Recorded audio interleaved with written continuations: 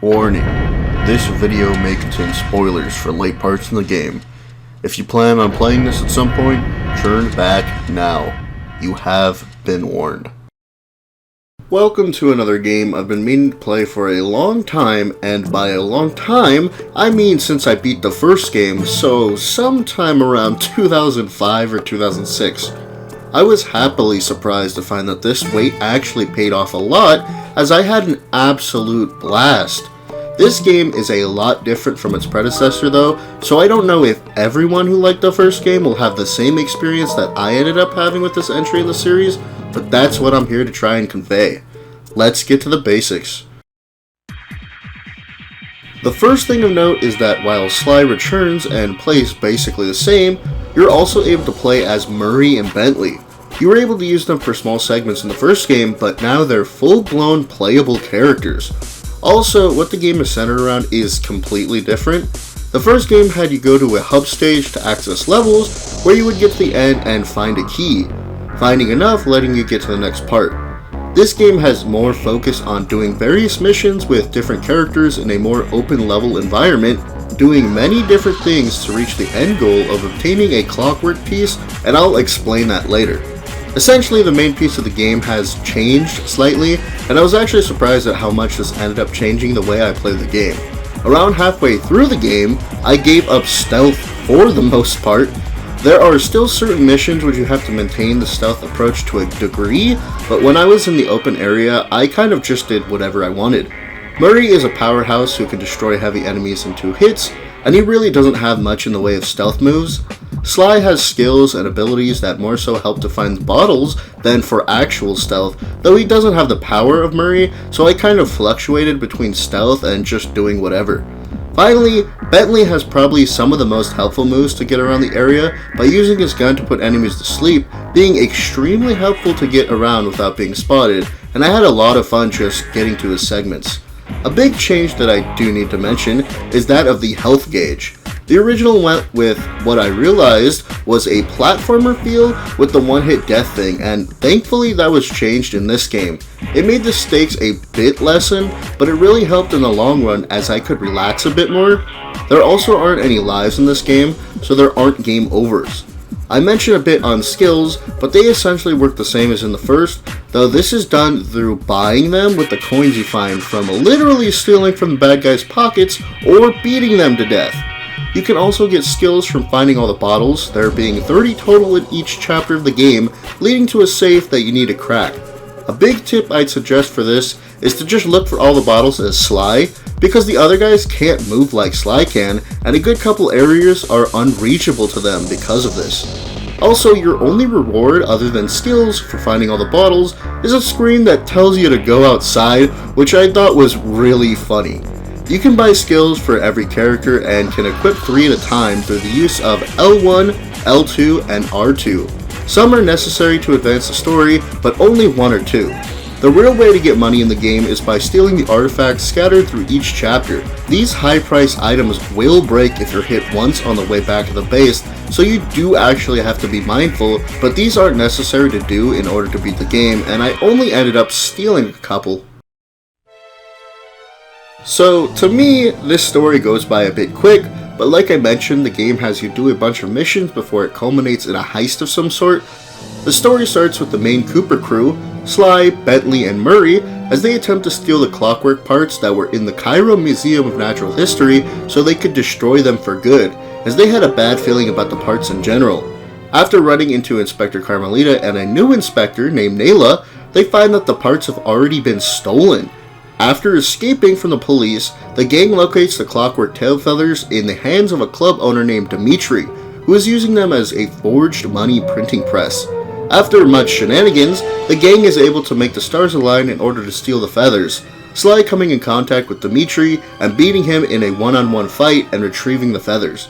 During this, Nayla confronts Sly, but says she wants to destroy the clockwork pieces just as much as the Cooper gang do, giving helpful hints to Sly. Their next piece is in India, the Clockwork Wings, owned now by a tiger named Rajan, who is an illegal spice trade operation.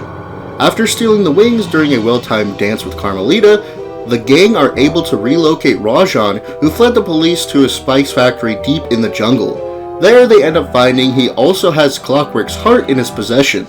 The gang end up destroying his entire operation before Murray is forced to fight Rajan, winning, though this happiness is very short-lived as Nayla comes and double-crosses them, as well as Carmelita, who gets locked up by the Contessa, a high-ranking warden of the prison. As Bentley had not physically partaken in this mission, he ends up alone, eventually making his way to the prison in Prague, where he's able to free Sly and then Murray. They learn that the Contessa is part of the Klaww gang and devises a plan to cause Nayla's mercenary police army against the Contessa's prison wardens, culminating in a heist in which they are able to steal the Clockwork Eyes and put the Contessa away for good, while also saving Carmelita in the process. The next person they find holding pieces of clockwork is Jean Bisson in Canada, stealing both the clockwork lungs and stomach, before being forced to follow Bisson again and attempt to steal the clockwork talons, though they get knocked out, and when they wake up, Bisson tells them that he sold all the pieces to another member of the Klaww gang named Arpeggio. They quickly defeat Bisson and board Arpeggio's blimp, where the whole shebang gets explained. Apparently Arpeggio and Nayla had been working together since the beginning, wanting to use the clockwork pieces to potentially gain immortality. With captured energy from the Northern Lights and Contessa's brutal hypnotization she learned as a rehabilitation warden, as well as the spices that Rajan was making and Dimitri was selling that apparently all of Paris consumed, they would be able to use the rage and hatred of the citizens to make themselves immortal.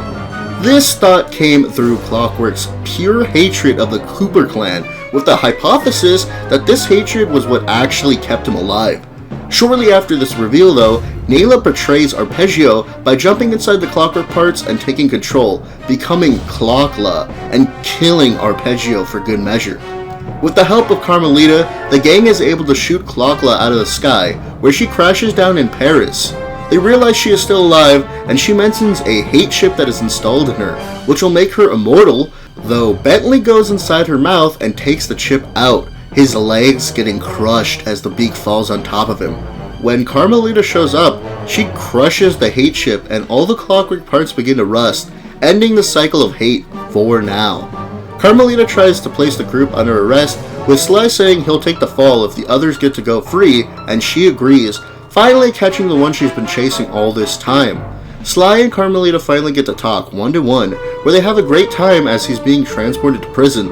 That is, before he realizes that they've been flying in circles for 2 hours, realizing his friends left him a parting gift before making his escape with the paraglider. There's a lot to like throughout this game. Most of the new types of missions are pretty interesting and fun.